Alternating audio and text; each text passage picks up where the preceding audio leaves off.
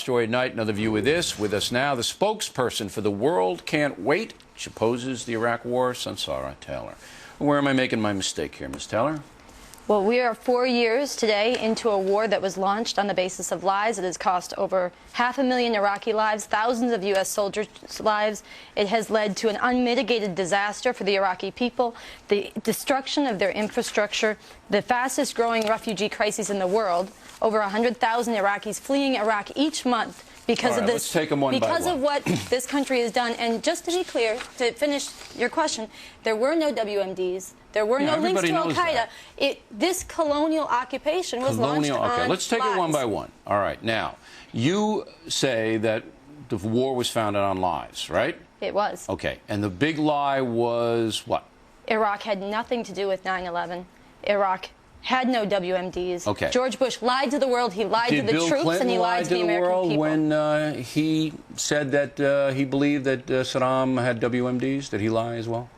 We're here on the 4-year anniversary of invasion. Ms. Taylor, are you going to answer the question? Did Bill Clinton lie to the world when he said he thought Saddam had WMDs? Yes, I don't know when he made the statement. He might have been lying. I don't know. Okay, might have been. All right. Now, you said that there were 600,000 Iraqis killed, correct? Yes. According to the UN, the United Nations, the Iraq body count is 53,952 since 2003. How does that equate with 600,000? This is the United Nations report. I have it right here in front of me. According to the Lancet study, the medical journal in England, 600,000. But I want to ask you, how many tens of thousands of deaths are acceptable to you? How many tens of thousands are okay? This was an illegal war. It wasn't illegal. It's a war of aggression by Nuremberg standards. It's a war crime. There isn't The U.S. was not attacked by Iraq. If it was a war crime, there was no legitimate claim to It self-defense. wasn't illegal because of the violation of the ceasefire in the first Gulf War. It is a war of Wait a aggression. minute. The Lancet is a British medical journal run by far-left people. You just use their... And for 4 years, you just use the their U.S. stats. has tortured people in Iraq, has detained people in Iraq. I'll ask you the same question I asked the Reverend. Maha Arar, who has a suit against the U.S., and it's been taken up to the Supreme Court. Maha Arar was tortured. And what happened to him? What did they do to him? He was abducted at JFK Airport. He was completely innocent. He was rendered, shipped across the world. How did they torture him? What did they do? He was beaten. He was kept in sensory deprivation. This has happened also to Jose Padilla. This has happened time and time again. You believe it's widely this man? documented. You believe him? This is why the German and the Italian government has extradited U.S. officials, because they've haven't rendered extradited anybody. No, they said that they believe that it happened. They've indicted. All right. Now, this man's case isn't adjudicated so far. We don't know what happened to him. There was another man who made the allegation John of being... one of the top lawyers of George Bush's administration, said in a public debate that George Bush has the right to torture somebody, including, I quote, by crushing the testicles of their small child in front of them. I quote you from a public debate. Okay. This is Which George small Bush's child lawyer. was that? This is the legal doctrine. Which small child got his testicles crushed? This is what he was arguing is defensible. You These are the don't know people which, and he doesn't crafting either. the Military Commissions Act. And you know why people don't know? Because it's done in secret. Because it's covered up, and because news programs like yours don't report the truth. If it's done in secret, how do you know it happened? Because it's been documented around the world. Where are the documents? I don't see them. Where are they? Do you have them? Because people like you don't play them, because you don't want... Well, can you give them to me? Can I give them to you? Yeah. You're the reporter, allegedly. Wait. You're making all these slanderous accusations against your own country. These are facts. They're not facts. Give me the documentation. I'll put it on. Against the government, the Bush administration, the Military Commissions Act legalized torture. This has been conducted. The International Red Cross is on Guantanamo Bay. The whole world saw it.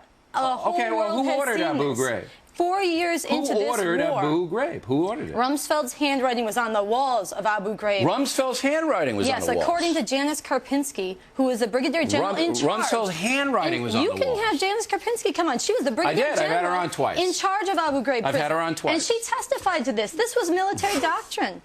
This is the doctrine. You can put your head in your hands, but you are complicit, and you are covering up war crimes and crimes against humanity. And if people in this country do not step up and pour into the streets and protest like we did on Saturday to bring this war to a halt, to demand the impeachment of this president, then we'll be complicit too.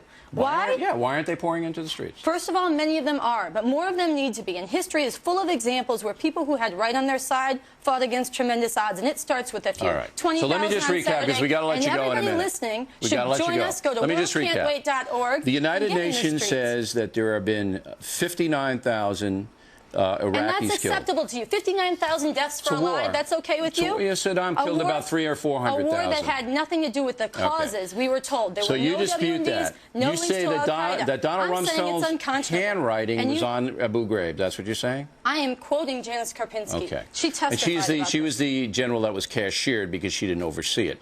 And the final thing is that you believe that your country is an evil country.